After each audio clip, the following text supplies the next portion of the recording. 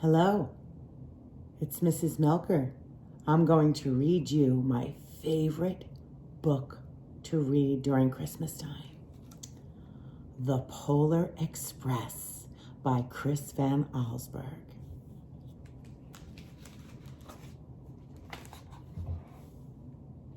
On Christmas Eve, many years ago, I lay quietly in my bed.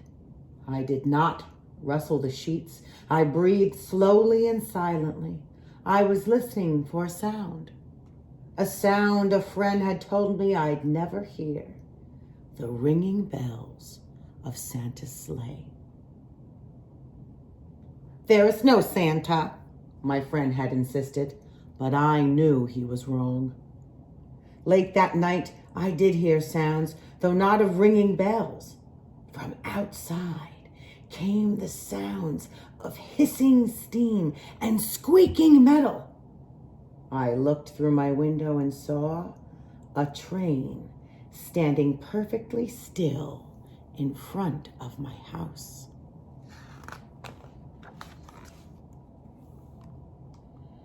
It was wrapped in an apron of steam. Snowflakes fell lightly around it. A conductor stood at the open door of one of the cars. He took a large pocket watch from his vest, then looked up at my window. I put on my slippers and robe. I tiptoed downstairs and out the door. "All aboard!" the conductor cried out. I ran up to him. "Well," he said, "are you coming?" "Where?" I asked. "Why, to the North Pole, of course," was his answer. "This is the Polar Express." I took his outstretched hand and he pulled me aboard. The train was filled with other children, all in their pajamas and nightgowns. We sang Christmas carols and ate candies with nougat centers as white as snow. We drank hot cocoa as thick and rich as melted chocolate bars. Outside, the lights of towns and villages flickered in the distance as the Polar Express raced forward.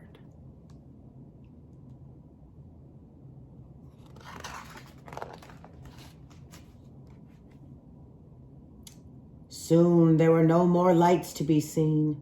We traveled through cold, dark forests where lean wolves roamed and white-tailed rabbits hid from our train as it thundered through the quiet wilderness. We climbed mountains so high it seemed as if we would scrape the moon. But the Polar Express never slowed down. Faster and faster we ran along, rolling over peaks and through valleys like a car on a roller coaster.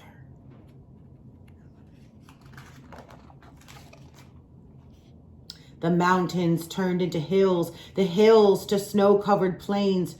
We crossed a barren desert of ice, the great polar ice cap. Lights appeared in the distance. They looked like the lights of a strange ocean liner sailing on a frozen sea. "There," said the conductor, "is the North Pole."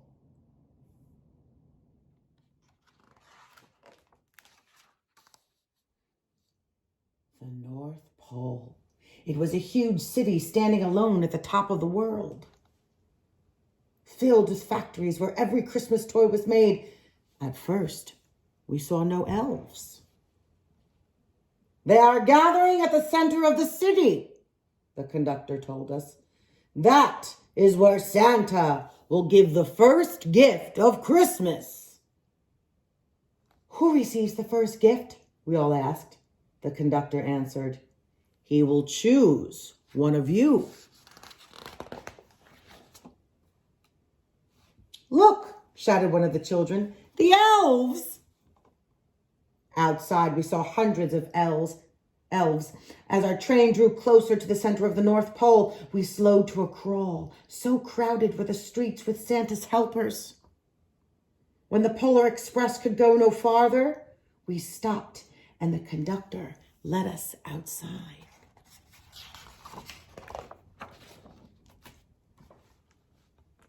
We pressed through the crowd to the edge of a large open circle. In front of us stood Santa's sleigh. The reindeer were excited. They pranced and paced, ringing the silver sleigh bells that hung from their harnesses. It was a magical sound like nothing I'd ever heard. Across the circle, the elves moved apart, and Santa Claus appeared. The elves cheered wildly. He marched over to us and, pointing to me, said, "Let's have this fellow here." He jumped into his sleigh. The conductor handed me up. I sat on Santa's knee, and he asked, "Now, what would you like for Christmas?"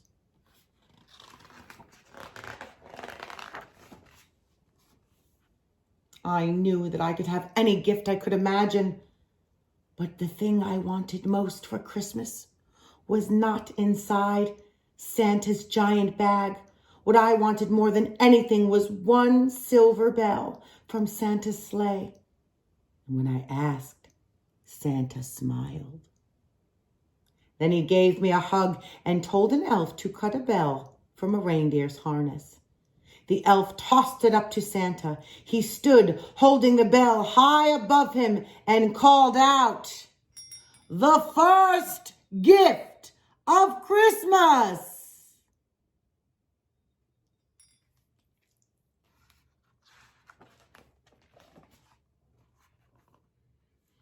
A clock struck midnight. As the elves roared their approval, Santa handed the bell to me and I put it in my bathrobe pocket. The conductor helped me down from the sleigh. Santa shouted out the reindeers' names and cracked his whip. His team charged forward and climbed into the air. Santa circled above us, then disappeared into the cold, dark polar sky.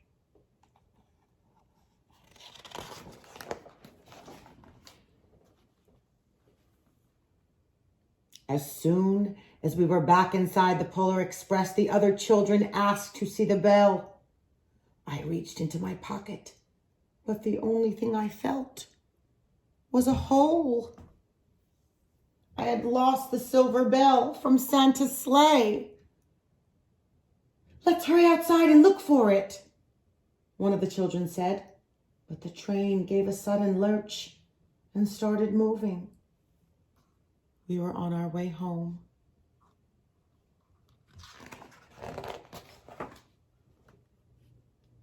It broke my heart to lose the bell, and when the train reached my house, I sadly left the other children. I stood at my doorway and I waved goodbye. The conductor said something from the moving train, but I couldn't hear him. "What?" I yelled out. He cupped his hands around his mouth. "Merry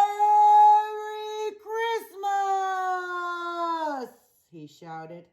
The Polar Express let out a loud blast from its whistle and sped away.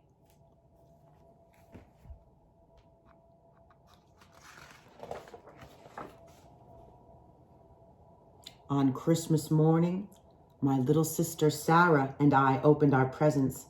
When it looked as if everything had been unwrapped, Sarah found one last small box behind the tree, and it had my name on it. Inside was the silver bell. There was a note. "Found this on the seat of my sleigh. Fix that hole in your pocket. Signed, Mr. C." I shook the bell. It made the most beautiful sound my sister and I had ever heard. But my mother said, "Oh, that's too bad." "Yes," said my father, "it's broken." When I'd shaken the bell, My parents had not heard a sound.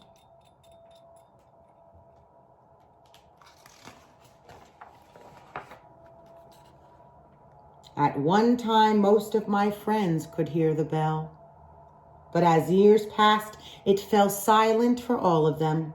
Even Sarah found one Christmas that she could no longer hear its sweet sound. Though I've grown old, the bell still rings for me, as it does for all who truly believe. Can you hear the bell?